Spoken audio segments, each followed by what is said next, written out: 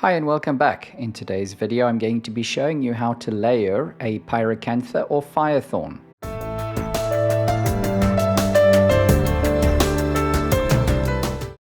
If you find the following content helpful, then you can thank me by clicking the thanks button just below the video.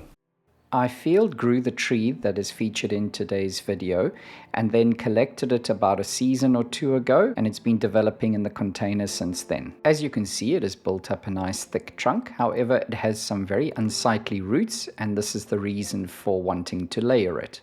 The timing of this work is early spring. As you can see, flowers are beginning to set on last year's spurs. The window of opportunity for layering seems to be fairly broad, and provided the tree is healthy and growing strongly, then you can proceed with doing this sort of project. Let's quickly run through what you're going to need.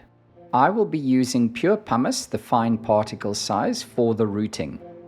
Long fibered sphagnum moss will be used immediately adjacent to the layered portion and will stimulate the initial root formation.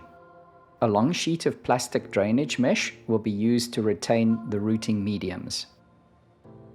A piece of chalk will be used to mark out the line at which I'm going to layer the tree, and this will help to work things out before the actual cuts are made. My personal preference is to use a grafting knife. However, you can use a variety of other blades. It's just that they are much thinner and are more fragile, so you need to be working more carefully with them. It's a good idea to treat whatever blade or grafting knife you're using with some surgical spirits to ensure that there's no cross-contamination.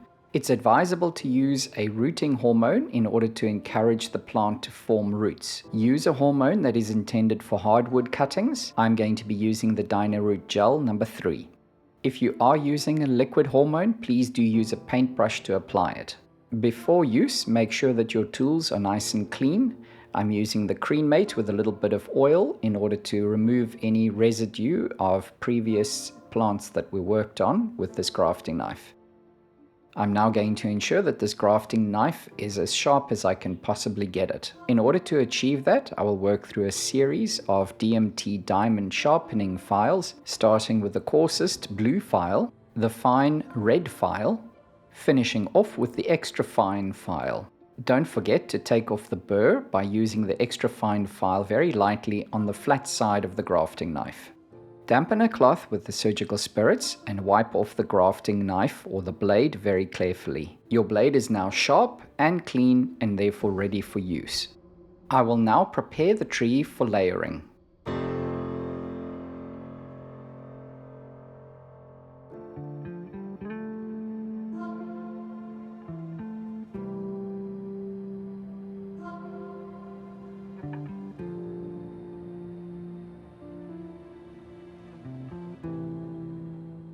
For my layered plant, I would like to keep the flare that has been created by the existing roots on the trunk as much as possible. You will notice from my chalk line that it is just above the spot where the roots begin to curl in underneath.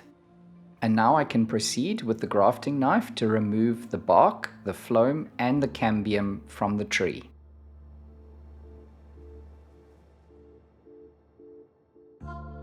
You need to appreciate that you're working with an extremely sharp blade or grafting knife, and as such you need to maintain absolute control of the blade at all times. Always use the thumb of your opposite hand to help guide the blade as well as also to exert pressure when cutting.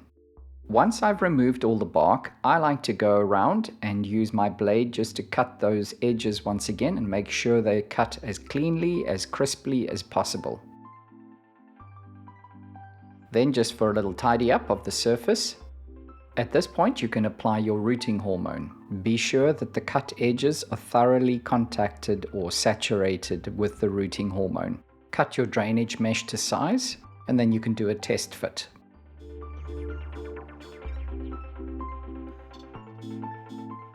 Prepare some wire staples which you can use to keep the two halves or two ends of the mesh joined together.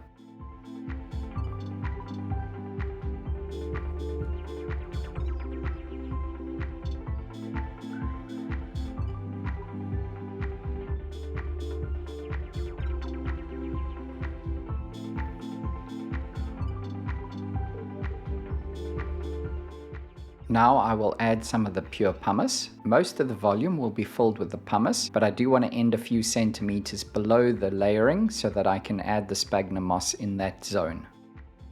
As you would when repotting, make sure that no cavities remain, and so work the media in with chopsticks or another implement. You can now fill the rest of the volume with sphagnum moss that has been thoroughly soaked.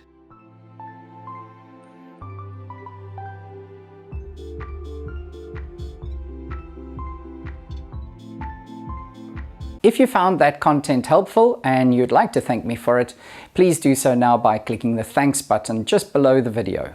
The layering has now been successfully completed.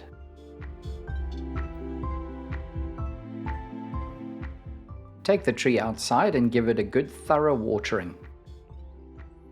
Return the plant to the bench where it was standing before, which in this case was in full sun. Although a significant amount of roots will probably develop in the first month, I will only separate this layering next season. Thank you very much for joining me, and until next time, take care and goodbye.